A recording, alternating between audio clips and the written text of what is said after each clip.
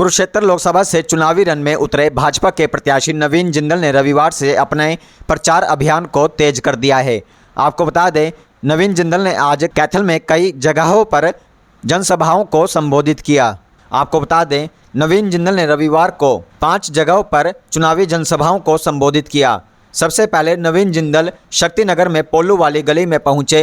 यहां पर नगर परिषद की चेयरपर्सन सुरभि गर्ग और तमाम भाजपा समर्थित पार्षदों ने उनका जोरदार स्वागत किया। यहां पर नगर परिषद की चेयरपर्सन सुरभि गर्ग ने भाजपा के प्रत्याशी नवीन जिंदल को पुष्पगुच्छ देकर उनका जोरदार स्वागत किया। यहां सभी जनसभाओं में भाजपा के प्रत्याशी नवीन जिंदल के साथ भाजपा के जिला अध्यक्ष अशोक गुज्जर भी मौजूद रहे। यहाँ पोलू वाली गली में नवीन जिंदल ने विचार रखते हुए कहा कि कैथल से उनका पुराना रिश्ता है। इसके अलावा नवीन जिंदल ने बलराज नगर, हरसोला बस्ती, अर्जुन नगर और खुराना रोड पर भी जनसभाओं को संबोधित किया।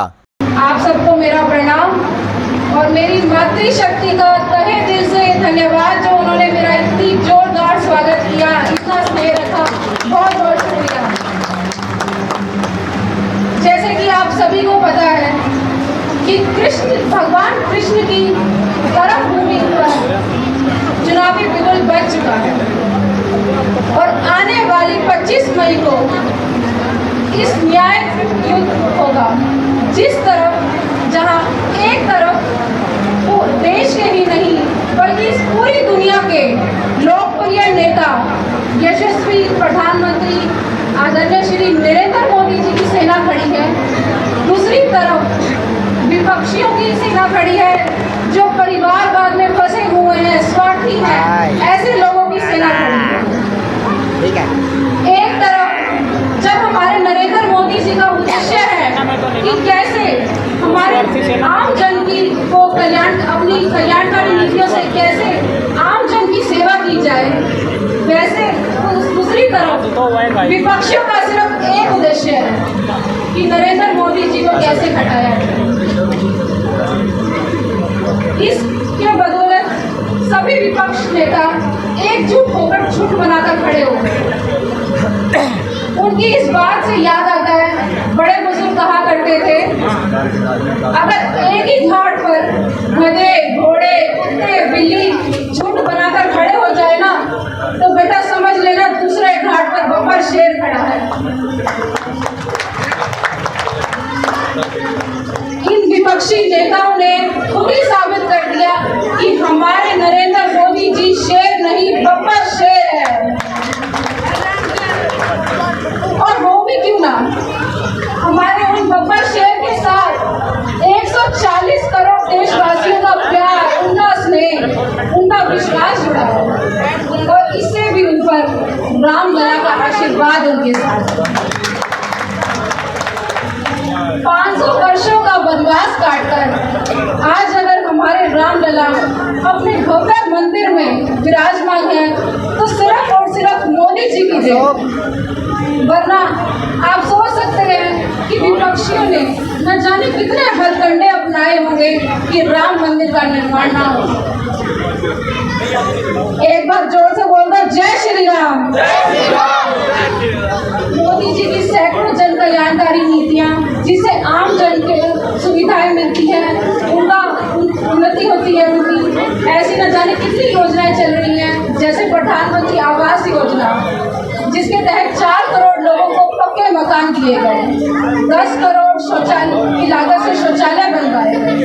और एक महिला होने के नाते बड़े गर्व से कहा कहती हूँ कि नरेंद्र मोदी जी ने ही हमें लोकसभा में और विधानसभा में 33% आरक्षण और पंचायती राज में 50% आरक्षण दिलवाकर ये साबित कर दिया कि जितना हक एक पुरुष को इस देश को चलाने का है, उतना ही हक हम महिलाओं को इस देश चलाने का है। बोलो नारी शक्ति, नारी शक्ति, मातृशक्ति भी थोड़ी ऊंची आवाज में बोलते हैं, नारी शक्ति। अगर हम बात करें कुरुक्षेत्र लोकसभा की, तो आज नवीन जिंदल जी हमारे बीच में मौजूद है, जिन्हें नरेंद्र मोदी जी ने अपना उम्मीदवार बनाकर भेजा है। ये हमारे लिए नए नहीं है। अगर राजनीतिक दृष्टिकोण से ना भी देखें तो समाज से नई पहचान, अलग पहचान है। आप सभी इनसे परिचित हैं कि इन्होंने समाज की भलाई के लिए, समाज के कल्याण के लिए कितने कार्य किए, और शायद अब हमारा भी फर्ज बनता है कि इन्हें भारी से भारी मतों से, रिकॉर्ड तोड़ मतों से 25 मई को जिताकर प्रधानमंत्री जी की झोली में कमल का फूल डाल दें। आप जो भी यहाँ बैठे हैं, मैं आप सबसे चाहूंगी कि आज ये संकल्प लेकर जाएं कि इस बार कुरुक्षेत्र लोकसभा के सांसद नवीन जिंदल जी रिकॉर्ड तोड़ मतों से कैथल से जीत पाए। अपने 1.5 वर्ष के कार्यकाल में मैं भी पूरी कोशिश करती हूँ कि कैथल शहर का ज़्यादा से ज़्यादा विकास हो सके। आप देखेंगे कि यहाँ 300 से अधिक टेंडर लगाकर कार्य को धरातल पर उतारा जा चुका है। 150 कच्ची गलियों को पक्का किया जा चुका है, और मैं आपको पूरा विश्वास दिलाती हूँ कि जितनी बाकी बची हैं, 1 वर्ष के अंदर अंदर कैथल शहर की ऐसी कोई गली नहीं होगी जो कच्ची रह जाएगी, सभी गलियां पक्की करवा दी जाएगी। कैथल शहर के सौंदर्यीकरण और नवीनीकरण में कहीं कोई कमी नहीं है। अगर कैथल शहर के ऐतिहासिक गेटों का जीर्णोद्धार देख लीजिए, पाम ट्रीज लगवाने का काम, तिरंगा लाइटें लगवाने का काम, और सबसे बड़ी बात, आप शाम प्रेमियों का, श्रद्धालुओं का तोरण द्वार सबसे पहले कैथल शहर में बनने जा रहा है। बोलो जय श्री श्याम। नवीन जिंदल जी, ये छोटे मोटे कार्य यहाँ चलते रहते हैं। आप शहर में कहीं भी जाइएगा, किसी भी 36 बिरादरी में कई सामुदायिक भवन है, धर्मशालाएं हैं, चौपाले हैं, सभी में नवीनीकरण का काम या तो हो चुका है या चल रहा है। और आपको ये विश्वास दिलाती हूँ, ऐसे छोटे मोटे कामों के लिए कैथल की जनता आपको कभी तंग नहीं करेगी। हम बड़े बड़े कामों के लिए आपको तंग करेंगे। शक्ति नगर में यहाँ हमने 30 से भी ज़्यादा गलियाँ बना दी है, और बाकियों का काम चल रहा है। 4 गलियाँ यहाँ पे अप्रूव हो चुकी हैं। जीवन राइस मिल है, और राधा स्वामी कॉलोनी है, और बहुत सी कार्य यहाँ पे चल रहे हैं। और मैं आपको ये विश्वास दिलाती हूँ, मैं आप लोगों से ये गुजारिश करना चाहती हूँ कि एक बार नवीन जी को ये आश्वासन दे दीजिए कि शक्ति नगर कैथल शहर का सबसे ज्यादा वोट देने वाला नगर होगा। जैसे आप लोगों ने मुझे आशीर्वाद दिया, वैसे नवीन जिंदल जी को भी आशीर्वाद देकर इन्हें भारी मतों से विजय दिलाइए। आपका बहुत बहुत धन्यवाद। भारतीय जनता पार्टी के वरिष्ठ नेतागण, कार्यकर्तागण, पदाधिकारीगण, यहाँ पर उपस्थित सभी मेरे भाइयों, मेरे नौजवान साथियों, मेरी माताओं, बहनों, छत पे खड़ी मेरी बहनों, राम राम, और यहाँ पर उपस्थित सभी प्यारे प्यारे बच्चों, मुझे आज अपने शक्ति नगर में आकर मुझे बहुत खुशी है। आप लोगों से मेरा रिश्ता ये 30 साल पुराना रिश्ता है। आप लोगों के लिए तो मैं नया नहीं हूँ। आप लोगों से मेरा रिश्ता ये श्री राम जी जानते हैं। श्री राम जी के बड़े भाई ओम प्रकाश जिंदल जी ने ये 30 साल पहले ये रिश्ता, आपका मेरा रिश्ता जोड़ा था, और तब से मैं आप लोगों के बीच में आ रहा हूँ। और एक एक मैंने जो है, एक एक कॉलोनी, एक एक घर जो है मैंने डोर टू डोर मैंने कई बार किया है। बाबूजी के लिए किया, फिर 2 बार मैं चुनाव लड़ा। बचपन से मेरे मन में था कि मैं देश के लिए कुछ ना कुछ करूं, मैं देश की सेवा करूं। और देश की सेवा का मौका भी आप लोगों ने मुझे दिया, एक बार नहीं 2 बार आप लोगों ने मुझे दिया, जिसके लिए मैं और मेरा परिवार हमेशा आपका आभारी रहेगा। रकम बहुत पे ध्यान दे, मेरी सारी हरकतों में नजर है मेरी, इसलिए मैं एक एक को जानता भी हूँ, यहाँ पे एक एक को पहचानता भी हूँ। और आप लोगों से जो मुझे प्यार मिलता है, जो आशीर्वाद मिलता है, भाई जी आप बैठ जाओ, जो साथ आके खड़े होते हैं ना, अब आराम से बैठो, बैठ जी बिठाओ आराम से, निकले अपनी जगह नहीं रखी। जब ऐसा की सोचे नए डाक मार्च के इसलिए आप लोगों के बीच जो है, मैं भाई अब आ गया, मैं था ना, मैं तो आपसे ही जो है आपके आगे बताता हूँ, इसलिए आप मत मेरे आगे आना। आप कहाँ जा रहे हो आप? मुझे तो काम है सर। इसलिए आप लोगों के बीच जब मैं आया हूँ, आप लोगों ने मुझे बहुत प्यार और आशीर्वाद दिया है। और जो 10 साल आप लोगों ने मुझे सेवा का मौका दिया, आप जो है उसके अंदर देखोगे कि जिस तरह से सूझबूझ के साथ मैंने हर गांव के अंदर मैं आया, हर गांव के अंदर जो है मैंने काम करवाया। 70,000 से ज़्यादा शौचालय बनाए, घर के अंदर, हर गांव के अंदर स्पोर्ट्स की किटें, जिम का सामान, सिलाई सेंटर, कहीं मेडिकल कैंप, कहीं आंखों के कैंप। सबसे पहला देश का सबसे ऊंचा झंडा जो है कैथल के अंदर हनुमान वाटिका के अंदर लगा था, कहीं नहीं लगा। और आज आप हिंदुस्तान में कहीं भी जाओगे, मेरा भाई जो है नसीब है, बबली है, सारे जो है यहाँ पे बैठे हैं यहाँ पर। आप हिंदुस्तान के किसी भी कोने में जाओगे, चाहे तमिलनाडु में जाओगे, चाहे मिजोरम में जाओगे, चाहे कश्मीर में जाओगे, चाहे कन्याकुमारी में, चाहे गुजरात में, आपको ऊंचे ऊंचे झंडे दिखाई देंगे। जब आप पूछोगे कैसे लगा पाए, तो वो बोलेंगे कुरुक्षेत्र का सांसद है, उनका भाई है नवीन जिंदल, उसके कारण हमने झंडे लगा पाए सारे जगह। तो सारी जगह जो है हमने अपने देश के सबसे, बेटा ध्यान दो, अपने देश का सबसे पावन प्रतीक क्यों लगवाया तिरंगा झंडा? क्योंकि जब हम तिरंगा झंडा लगाते हैं, तिरंगा झंडा दर्शाते हैं, तो हम अपने राजनीतिक दल से ऊपर उठकर, अपने मजहब से ऊपर उठकर, अपने जात पात बिरादरी क्षेत्रवाद से ऊपर उठकर केवल यही दर्शाते हैं कि हम एक सच्चे हिंदुस्तानी हैं और हमें अपने देश से प्यार है। और झंडा हमेशा हमें अपने देश के प्रति अपने कर्तव्यों की याद दिलाता है। आप सब जानते हैं कि ना तो स्वर्गीय ओम प्रकाश जिंदल जी को और ना आपके बेटे नवीन जिंदल को कोई राजनीति जो है, ना तो कोई पैसों के लिए करनी, ना दौलत के लिए, ना शोहरत के लिए, ना मशहूरी के लिए। ये सब तो आप लोगों ने दिया हुआ है। जितना भगवान से मांगा, भगवान ने उससे 100 गुना ज़्यादा दिया है। मन में एक ही बात है कि हम लोगों के लिए कुछ करके दिखाएं। इसी सेवा के भाव को लेकर के मैं अब दोबारा आया हूँ आपके बीच में, और मैं बहुत आभारी हूँ नरेंद्र मोदी जी का, हमारे पूर्व मुख्यमंत्री खट्टर साहब का, और हमारे माननीय मुख्यमंत्री नायब सिंह सैनी जी का, जिन्होंने मुझे इस लायक समझा और आप लोगों की सेवा के लिए मुझे कुरुक्षेत्र के चुनावी मैदान में मुझे उतारा।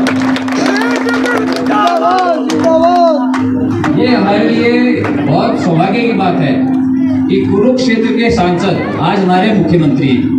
कितनी बड़ी बात है, ये पहली बार इतिहास के अंदर हुआ है। ये क्यों श्रीराम जी, पहले तो नहीं होया कदे, पहली बार होया है। इसलिए हम सारे मिलकर, और आप सोच के देखो, और संजोग की बात सोचो, नरेंद्र मोदी, नायब सैनी, नवीन जिंदल, तीनों की नाम राशि एक श्री राम।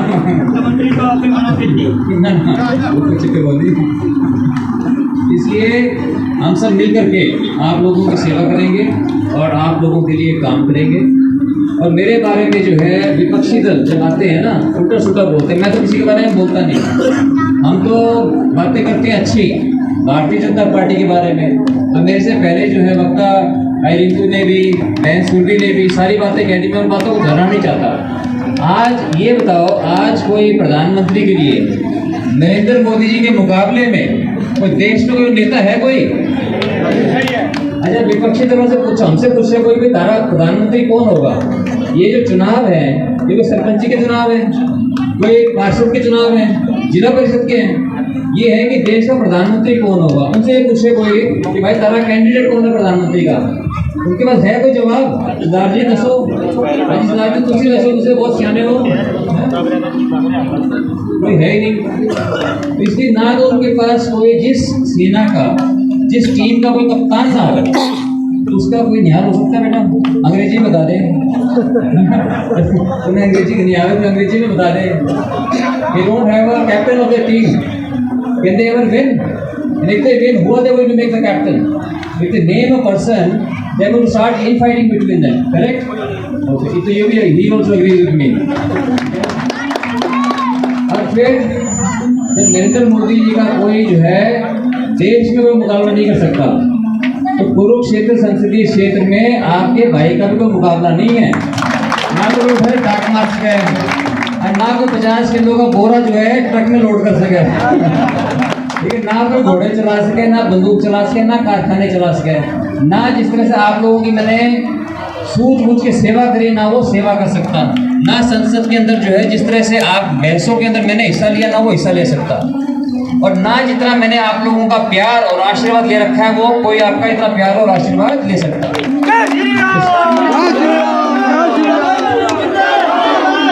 इसलिए आप लोगों के बीच में एक सपने को लेकर के आए हैं।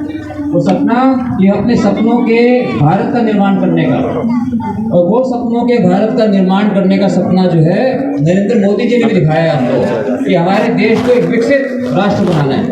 ये विकसित राष्ट्र जिसके अंदर इन नन्हे मुन्ने बच्चों का भविष्य सुरक्षित हो। क्या नाम है बेटी आपका? हाँ, मुन्नी। हाँ, ताकि हमारी मुन्नी का भविष्य अच्छा हो सके, हमारे सब नन्हे मुन्ने बच्चों का हमारा भविष्य अच्छा हो सके, हमारे नौजवानों का भविष्य अच्छा हो सके।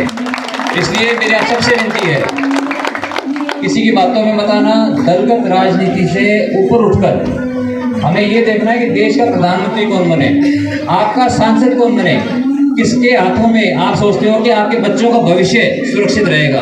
नवीन जिंदल के हाथों में, नरेंद्र मोदी जी के हाथों में, भारतीय जनता पार्टी के हाथों में, या बाकी वो जो लोग सामने आपके आते हैं। ये बहुत सोच समझ करके ये निर्णय लेने की आप लोगों को आवश्यकता है।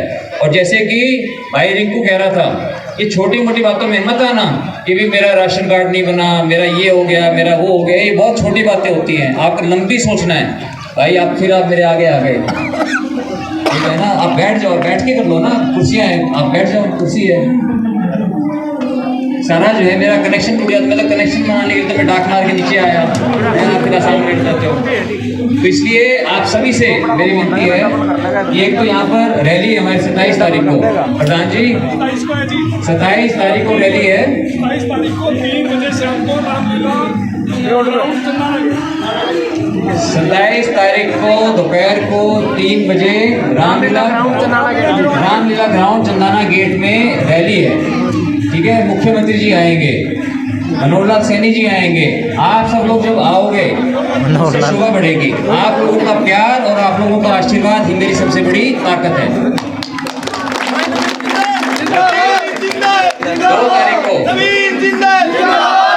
2 तारीख को मैं अपना नामांकन दाखिल करूंगा।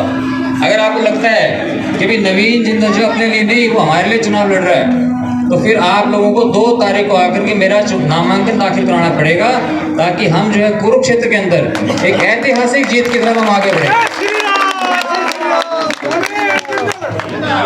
आपने मेरी बात बहुत ध्यान से सुनी, मैं आप सभी का बहुत बहुत आभारी हूँ। एक ही बार नारा लगाऊंगा, एक ही बार, लेकिन जोर से करना ताकि ये पूरा जो टेंट है पूरा उठ जाए एक बार जोर से। भारत माता की जय हिंद। जिला का खड़ा जानी सोच लग रहा है। थोड़ा स्पेस दे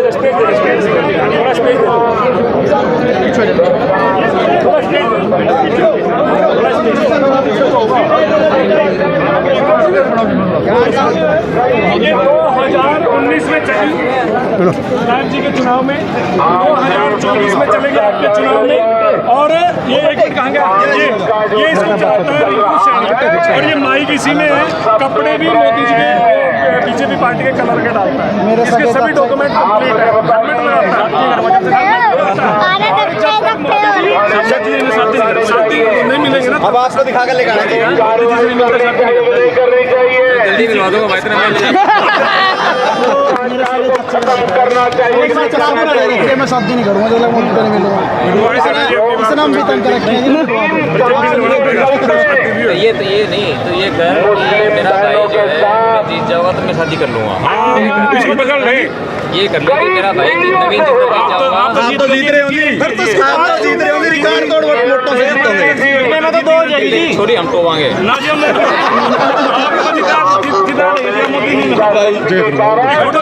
अच्छा कल तो मैंने बिठा दिया बिना चलो डॉक्यूमेंट स्टार्ट कर दे, परिवारजनों स्टार्ट करने दो, बंद ही रहने दो, क्योंकि महिलाओं को सशक्त करें। आज महिला बातें कर रहे हैं। जय श्री राम, जय श्री राम, स्टार्ट कर। लेकिन सच्चाई ये है